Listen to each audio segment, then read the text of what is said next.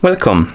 In front of me I have Fitbit Versa Lite and I'm gonna show you how to unpair this watch from the iPhone. First thing we need to do is to open the Fitbit application on the iPhone that is paired with our watch. Actually, let me reopen it. So let me close it and open it again, like this. Once you open the app, you will see the Today page. Now tap on the icon in the top left corner to open the connected to Fitbit, and here you should see your Versa Lite on the list of devices. Tap on it to select it.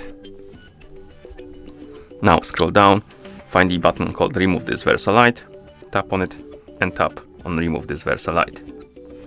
Watch will disappear from the connected to Fitbit page. We can close the app, open the settings on our iPhone.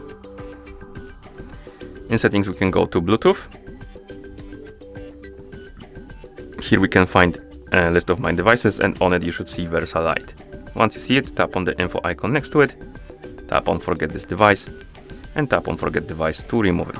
And once it's gone, you can close the settings, and at this point the watch is unpaired from your iPhone. And that's how you unpair this watch from an iPhone. Thank you for watching.